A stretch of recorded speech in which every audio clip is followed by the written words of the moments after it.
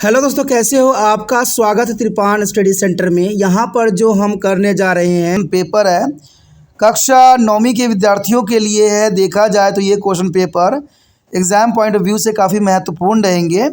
इसमें हम एनालाइज करेंगे, समझेंगे क्वेश्चन के विषय में और विचार करेंगे कि आखिर क्वेश्चन में है क्या। और ये हिंदी इंग्लिश दोनों में रहेगा तो ये आपके लिए काफ़ी महत्वपूर्ण बन जाता है। क्वेश्चन देखिए, यहाँ पर आया है, क्वेश्चन है कि पशुपालन निम्नलिखित का वैज्ञानिक प्रबंधन है। देखिए, पशुपालन जो होती है एक महत्वपूर्ण जो है एक प्रक्रिया है। इसके लिए वैज्ञानिक प्रबंधन होना बहुत ज़रूरी है। और यहाँ पर कुछ ऑप्शन दिए गए हैं, उसको हमने एक सीरीज वाइज जो है उसको व्यवस्थित करनी है। The animal husbandry is the scientific management of animal husbandry as scientific management of. देखा जाए अगर हम ऑप्शनों पर नज़र डालें तो पहला है पशु को प्रजनन करवाना, दूसरा है इनिमाइस की संस्कृति, तीसरा कहता है पशुधन, चौथा है पशुओं का पालन पोषण। यहाँ पर अगर आप थोड़ा सा दिमाग लगाइएगा तो बहुत ही आसानी से ये क्वेश्चन जो हो जाएगा। कारण क्या है? सबसे पहले देखिए, अगर हम वैज्ञानिक प्रबंधन करें तो पशु प्रजनन आता है। तो पशु प्रजनन के अंतर्गत देखा जाए तो यहाँ पर ऑप्शन ए सी डी में पहला ऑप्शन लिया गया है एक कोई, तो इसका मतलब बी जो है ऑटोमेटिक एलिमिनेट हो जाता है। दोस्तों, ये भी एक महत्वपूर्ण बात है एलिमिनेट करने का एक तकनीक, जिसको हम बी को देखिए एलिमिनेट कर दिए क्योंकि हमने पशु प्रजनन पहला माना है। दूसरा है इनिमाइस की संस्कृति, कल्चर ऑफ एनिमल। देखिए, इनिमाइस का मतलब होता है दोस्तों कल्चर ऑफ एनिमल, ठीक है।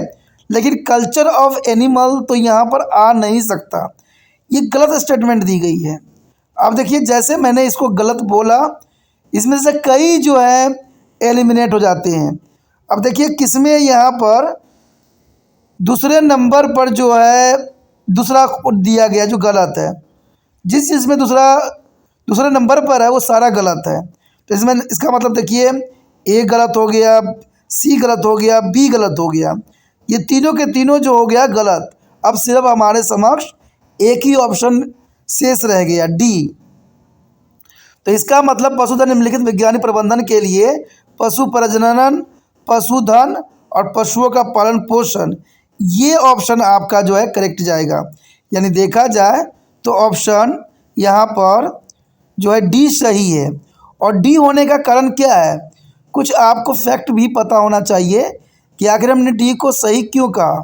क्योंकि पशुपालन जो है पशु प्रजनन आती है, उसके बाद पशुधन और पशुओं के पोषण का वैज्ञानिक प्रबंधन किया जाता है इसके कारण। तो चलिए देखते हैं अगला क्वेश्चन क्या है।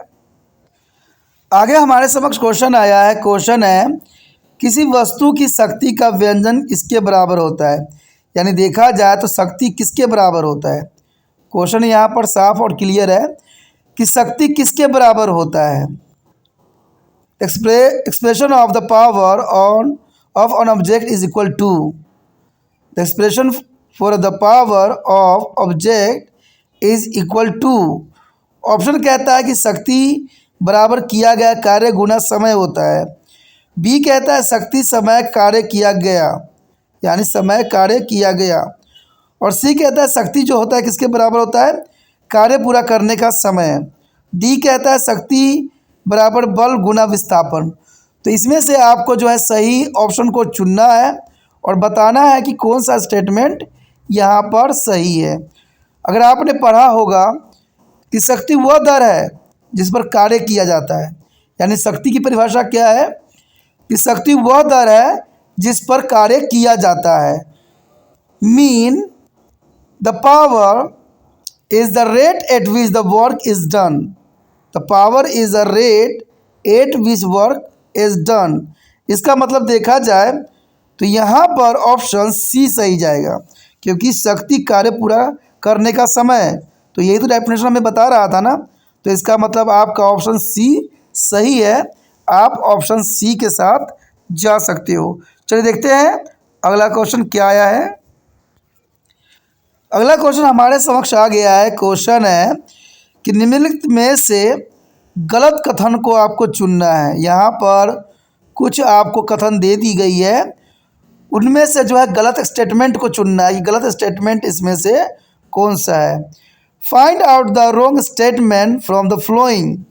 Find out the wrong statement from the flowing. अगर स्टेटमेंट की बात करें हम तो पहला है श्वेत क्रांति का उद्देश्य दूध उत्पादन में वृद्धि करना है। बी कहता है नीली क्रांति मछली उत्पादन में वृद्धि करने के लिए होती है। सी कहता है पर्यावरणीय गुणवत्ता में समझौता किए बिना खाद्य पदार्थ बढ़ाना और टिकाऊ कृषि कहलाता है। देखिए यहाँ पर अगर हम बात करें तो डी कहता है उपयुक्त में से कोई नहीं। जैसे हमने स्टेटमेंट पढ़ा, स्टेटमेंट काफ़ी महत्वपूर्ण यह बात बता रहा है। अगर आपको एक बात पता हो कि श्वेत क्रांति दूध उत्पादन वृद्धि के लिए की जाती है तो इसका मतलब पहला स्टेटमेंट सही है। दूसरी बात कहती है कि नीली क्रांति मछली उत्पादन वृद्धि के लिए है और हरित क्रांति खाद्यान्न के उच्च उत्पादन के लिए है। हरित क्रांति जो होती है खाद्यान्न के उच्च उत्पादन के लिए होता है और पर्यावरण गुणवत्ता से समझौता किए बिना हमें खाद्य उत्पादन को बढ़ाना है, क्योंकि खाद्य उत्पादन नहीं बढ़ेगा तो देश में जो है इसकी पूर्ति नहीं की जा सकती, तो इसलिए भी काफ़ी महत्वपूर्ण है। The mean here the food productions the white revolution is a mean for the increasing of milk production and blue revolution is a mean for the increasing of fish production and the green revolution is the high production of food grain.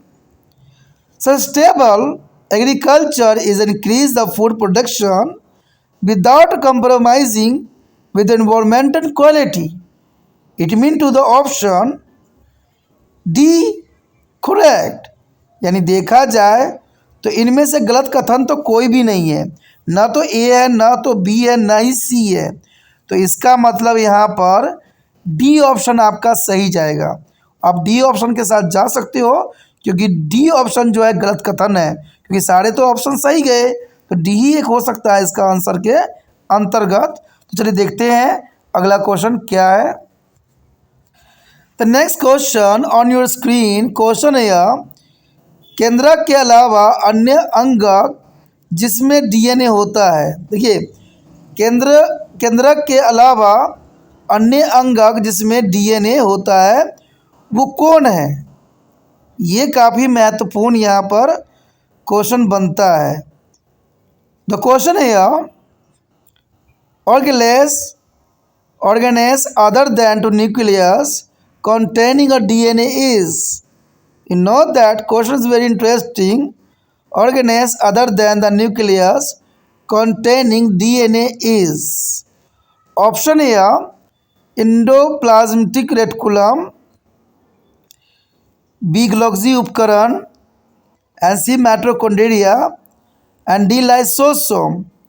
Question काफ़ी महत्वपूर्ण है, समझने वाला है। अगर आपको समझ में आता है तो ये काफ़ी महत्व रखेगा। देखा जाए तो स्टेटमेंट को समझ लेना ही महत्वपूर्ण बन जाती है। अगर हम यहाँ बात करें तो माइटोकॉन्ड्रिया में डीएनए होता है। आपको पता होना चाहिए कि माइटोकॉन्ड्रिया में जो होता है डीएनए पाया जाता है और वे अपने स्वयं के प्रोटीन को संश्लेषित करने में सक्षम होते हैं। यानी अपने प्रोटीन को संश्लेषण करने में क्या करते हैं, सक्षम होते हैं।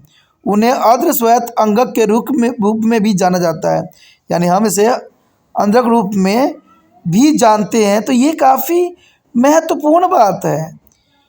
It mean to here mitochondria contain a DNA.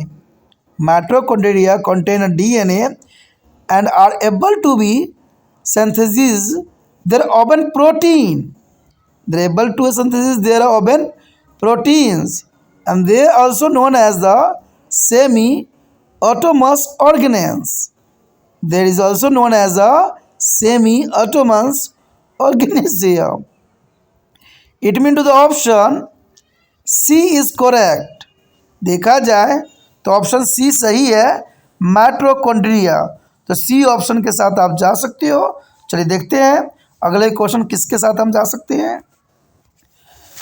आगे क्वेश्चन हमारे समक्ष आ गया है। देखिए क्वेश्चन है कि मान लीजिए कि एक लड़का एक हिंडोल गो राउंड पर सवारी का आनंद ले रहा है जो 10 ms-1 की निरंतर गति से चलता है।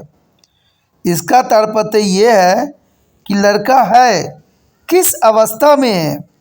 क्वेश्चन समझ में आया कि मान लीजिए कि लड़का एक हिंडोले गो राउंड पर सवारी का आनंद ले रहा है जो 10 ms/1 की निरंतर गति से चल रहा है। इसका तात्पर्य ये है कि लड़का किस कंडीशन में है, लड़का जो है किस कंडीशन में है। It mean to here suppose a boy is enjoying a ride on a merry go round